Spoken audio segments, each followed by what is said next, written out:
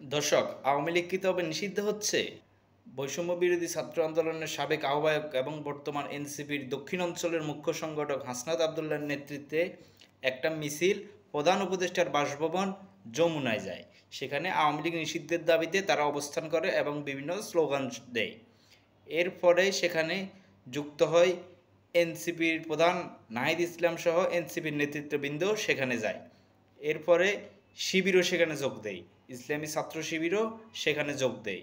এরপরে বিভিন্ন ইসলামপন্থী দল, ডান বাম বিভিন্ন ছোট ছোট দল সেখানে গিয়ে শরিক হয়। একটাই দাবি, আওয়ামী লীগের নিষিদ্ধ করা।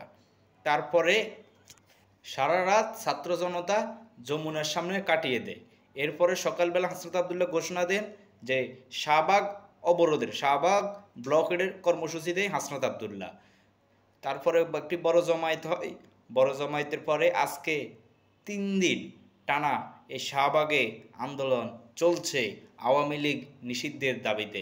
তবে সেখানে একটা ব্যাপার হচ্ছে, এই আন্দোলনে ফ্যাসিবাদ বিরোধী যে রাজনৈতিক দলগুলো জুলাই আগস্ট মাসে আন্দোলন করেছে তাদের সবাই থাকলেও সেখানে নেই বিএনপি এবং তার কোনো অঙ্গ সহযোগী সংগঠন সেই মিছিলে নাই। আওয়ামী লীগ নিষিদ্ধের দাবিতে তারা এই মিছিলে সংহতি জানায় নাই।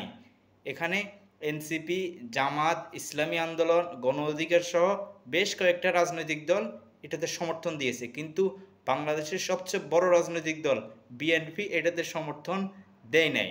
তার মানে কি বিএনপি আওয়ামী লীগের নিষিদ্ধ চায় না? বিএনপি বলছে যে আওয়ামী লীগের ব্যাপারে সিদ্ধান্ত জনগণ নেবে।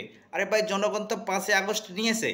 জনগণ 5ই আগস্ট তো সিদ্ধান্ত নিয়েছে যে আওয়ামী লীগ থাকবে কি থাকবে না। এখন আবার কিভাবে আওয়ামী লীগ থাকবে কি থাকবে না জনগণ সিদ্ধান্ত দিবে? জনগণ তো সিদ্ধান্ত দিয়েই দিয়েছে।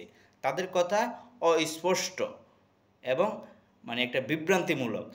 আজকে প্রধান উপদেষ্টা তার উপদেষ্টা পরিষদের একটা জরুরি মিটিং ডেকেছে, যে মিটিংয়ে এইসব বিষয়ে আলোচনা হতে পারে। দেখা যাক সেই মিটিংয়ে কি হয়। আওয়ামী লীগ কি তবে নিষিদ্ধ হচ্ছে?